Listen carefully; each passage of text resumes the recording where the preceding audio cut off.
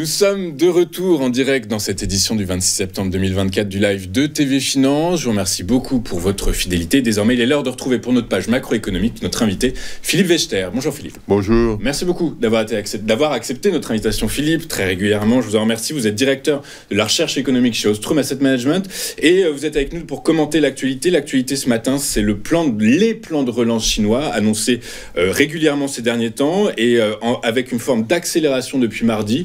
Ce matin, on a appris notamment que les autorités chinoises allaient verser 142 milliards de dollars d'augmentation de capital à aux principales banques d'État. Est-ce que, Philippe, on peut dire que les autorités chinoises paniquent actuellement ? Je dirais pas paniquer, mais il y a un changement d'option qui est très fort. C'est-à-dire que depuis quelques années, on le sait, le secteur immobilier chinois était en grande difficulté. Mais on voyait aussi de la part du président Xi la volonté de développer davantage tout ce qui tourne autour de l'industrie et des innovations, laissant tomber un petit peu le côté immobilier. Mais ça pénalise le consommateur, ça pénalise l'ensemble de l'activité interne de la Chine. Et donc, on a eu effectivement ces annonces qui ont été faites pour réduire les taux d'intérêt, pour réduire les prêts, le coût des prêts, même pour les ménages qui ont déjà des prêts. On a vu cette volonté de faire racheter des logements vides par des entreprises publiques, aidées en cela par les banques, et cet argent va arriver aux banques pour financer ces choses-là. Donc, ça, c'est un premier aspect. Et puis, dans la nuit, le Politburo chinois, donc présidé par Xi, a clairement annoncé qu'il y aurait une politique budgétaire pour faciliter la dynamique du marché intérieur. Donc, on a une situation qui, au regard des économies occidentales, a tendance à se normaliser. C'est-à-dire que on ne favorise plus uniquement l'innovation et la technologie, mais on revient davantage sur le consommateur et sur l'entreprise. Et ça, c'est une forme de normalisation qui était attendue depuis un moment et qui est peut-être en train de se dessiner. D'accord. Est-ce que vous êtes d'accord pour dire... Alors, quand on lit certains économistes qui, cette nuit, peut-être un peu fatigués, en tout cas, expliquaient que potentiellement cette panique qu'ils avaient l'impression de percevoir justifiait peut-être une crainte à l'endroit de la trajectoire économique chinoise. Certains parlaient même de récession économique. Il est un peu trop tôt pour évoquer cette question, mais on voit bien que l'économie chinoise n'a plus tout à fait la même dynamique qu'elle avait. On ne reviendra jamais sur les 10% de croissance qu'on a eu pendant très longtemps, mais on voit bien qu'on est en train de s'ajuster sur des choses plus normées. Et la question est de savoir à quelle vitesse les choses vont s'ajuster. Et selon vous, à quelle vitesse ça peut s'ajuster, justement ? Globalement, l'économie chinoise a une tendance, comme toutes les économies, à être un peu plus de services, donc générer moins de productivité. Et forcément, quand on génère moins de productivité, on a des taux de croissance qui sont un peu réduits. Mais c'est toute l'ambiguïté, si je puis dire, de ce qui se passe en Chine. Malgré tout, le secteur manufacturier reste extrêmement dynamique et c'est un des supports de la politique économique chinoise. Le secteur manufacturier, c'est 35% de la production manufacturière mondiale. Donc, et la Chine a très clairement évoqué le fait que 35% c'était bien, mais si on pouvait aller plus loin, ce serait intéressant. Donc ça va rester un élément clé. Mais dans cet environnement, il faut quand même soutenir la consommation et les entreprises parce que il faut éviter toutes sortes de risques sociaux aussi. Risques sociaux qui étaient présents. L'année dernière, on en parlait beaucoup. Exactement. Dans les usines Non, il y a toujours des risques sociaux. Et une des grandes composantes de la politique économique chinoise depuis une vingtaine d'années, c'est justement de trouver les moyens pour éviter ces risques sociaux. Donc là, on est dans ce type de situation. C'est suffisant pour porter les marchés à court terme, ces mesures de relance ? On est dans une situation où les deux grandes économies sont plutôt proactives en matière de politique économique. On l'a vu avec la baisse des taux de la Fed et un discours qui n'était pas particulièrement contraignant. Et on le voit avec la Chine. Donc on a une situation où les contraintes se desserrent, les risques qu'il y avait, qui avaient été évoqués d'un ralentissement global, sont peut-être pas aussi forts que ce qu'on pouvait imaginer. Et donc, ça peut effectivement porter les marchés. La question à laquelle on est confronté quand on est économiste, c'est que fait l'Europe dans cet environnement. Et là, il y a toujours la même question. Il y a une vraie interrogation en fait au niveau de l'Europe. On va basculer effectivement sur, et notamment l'Allemagne. On va faire un petit focus sur l'Allemagne. Les statistiques industrielles sont très mal orientées. Hier, l'IFO, le sentiment des entrepreneurs était également et toujours en baisse, continue de baisser. Par la force des choses, cette situation, on l'explique, on commence à comprendre un peu pourquoi on l'explique, mais rappelez-le nous quand même. Et est-ce que ça peut inciter la Banque Centrale Européenne à accélérer son resserrement? On peut le souhaiter, parce que globalement, quand on regarde l'Europe, avant de parler de l'Allemagne, quand on regarde l'Europe, quelles sont les impulsions sur cette économie européenne? On n'a pas une impulsion du commerce mondial qui reste robuste, mais sans accélération. Donc ça ne crée pas l'effet de vague et de propagation au sein de l'Europe, qui passait généralement par l'Allemagne. On a des politiques budgétaires qui sont plutôt restrictives. On attend la copie de Michel Barnier sur ces questions, mais on n'est pas dans l'expansion, contrairement à ce qui se voit aux États-Unis et contrairement à ce qu'on observe en Chine au regard des annonces qui ont été faites. Et puis le consommateur reste très prudent, les taux d'épargne restent très élevés. Alors on peut imaginer que la baisse de l'inflation qu'on constate et qu'on va observer avec la baisse du prix du pétrole, on va avoir une baisse de l'inflation probablement un peu plus rapide que ce qui était attendu. Ça va doper un peu la consommation. Le CDE envisage pour 2025 une croissance pour la zone euro de 1,3%. On est à 0,7 2024. Oui, mais 2025, on va avoir une consommation qui sera probablement un peu plus rapide, avec un taux d'inflation plus bas. Mais on ne peut pas se satisfaire de ça. Et d'où la nécessité d'avoir une politique monétaire plus agressive que ce qu'on a aujourd'hui. Et donc, pour reprendre le cas de l'Allemagne, en fait, l'Allemagne subit deux choses, essentiellement. Le premier, c'est que pendant très longtemps, et notamment depuis la grande récession de 2009, son activité était fortement tirée par ces échanges avec l'Asie et avec la Chine en particulier.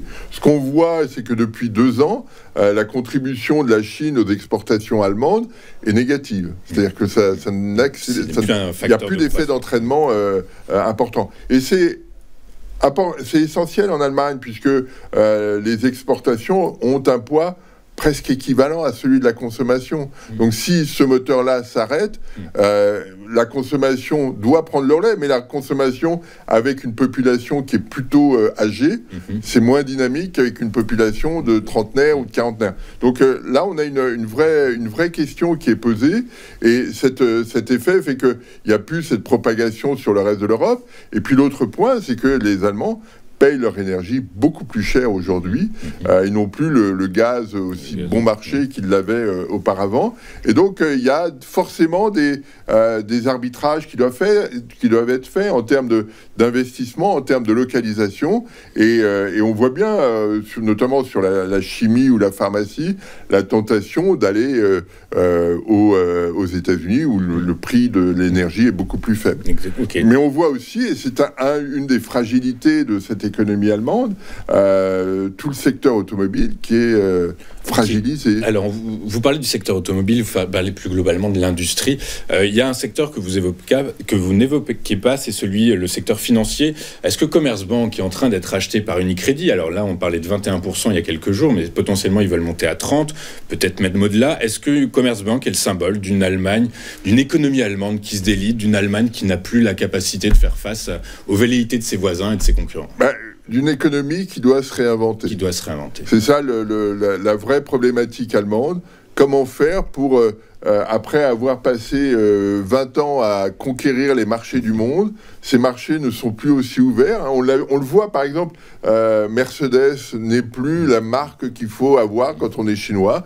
Il vaut mieux avoir des marques électriques chinoises que... Et donc, il y a des changements et l'Allemagne est en première ligne. On le voit sur Volkswagen qui va peut-être fermer des usines, etc. Donc il y a un vrai bouleversement qui est en train de s'opérer et il faut que l'Allemagne réinvente son modèle. Vous dites que donc on assiste à un changement de paradigme en Allemagne et très clairement dans le monde globalement, c'est un changement de paradigme mondial. Si on reste focus sur l'Europe, il y a un indicateur qui a varié dans un sens qui était assez nouveau, c'est celui du spread entre l'Espagne et la France des taux souverains. Le taux français à 10 ans est désormais plus élevé que celui espagnol. Comment est-ce que vous l'expliquez et est-ce que ça marque un changement profond de nos systèmes économiques? On a même le taux 5 ans grec qui est plus bas que le taux français. Donc non, il y a une vraie question sur... on a vu l'écart de taux avec l'Allemagne s'élargir très fortement au moment des élections législatives. On a gagné environ 20 points de base. Ça, on l'explique, c'est le risque politique français. C'est le risque politique. Voilà. Mais on attendait donc un Premier ministre, un gouvernement, etc. Le Premier ministre est nommé depuis 2 semaines maintenant, et pour autant, ce spread ne se réduit pas. Et donc, il serait souhaitable probablement que le ministre de l'économie ou Michel Barnier s'adresse davantage aux financiers sur... Voilà, qu'est-ce qu'on fait, comment on va le faire.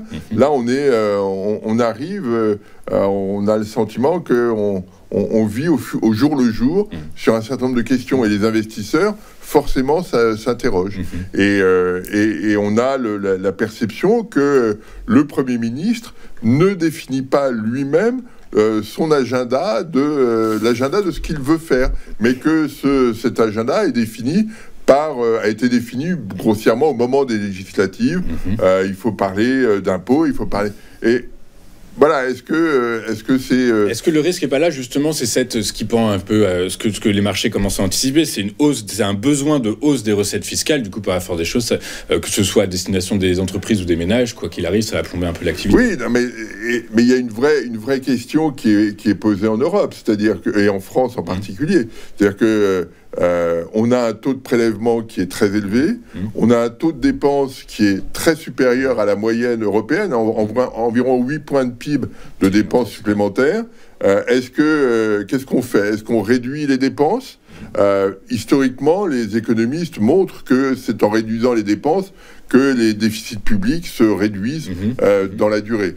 Ou est-ce qu'il faut absolument remonter la fiscalité, qui est déjà à un niveau très élevé? Est-ce qu'on refiscalise encore pour redépenser davantage? C'est une question qui est posée. Je ne suis pas sûr qu'elle soit clairement bien posée de cette-là. Et Michel Barnier n'a pas imposé quelque chose de très clair, et personne ne voit très bien comment la situation va pouvoir évoluer. D'où cette incertitude forte vis-à-vis sur les marchés de taux et cette dégradation de la situation française. On voit en Espagne un gouvernement qui est stable, on voit il y a une croissance qui est robuste, donc les choses sont plus claires et donc il n'y a pas de raison de faire un choix sur les obligations françaises plutôt que les obligations espagnoles. Exactement. Ok, on comprend.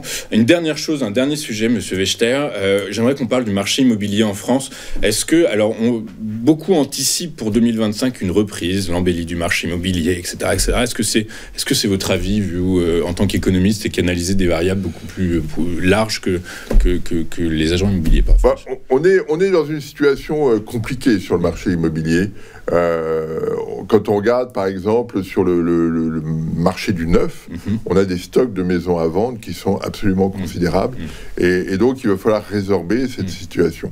Alors la baisse des taux d'intérêt qui a été initiée par la Banque Centrale Européenne et qui va se répercuter un peu va donner un peu d'air, mais on a une vraie problématique qui est toujours un peu la même, c'est-à-dire que tout le monde veut acheter au même endroit, et parce que c'est là où il y a du travail, mais sur ces endroits-là, il n'y a plus de biens immobiliers à vendre. Aussi simple que ça. Donc on a un marché qui va continuer à s'ajuster, je pense, encore quelques mois. C'est ça. Hein. Donc la variable que vous analysez, c'est le stock de biens à vendre rapporté en mois de vente. Oui, exactement. Oui, et ça, ça reste à un niveau extrêmement élevé. Donc ça veut dire que les promoteurs sont en difficulté.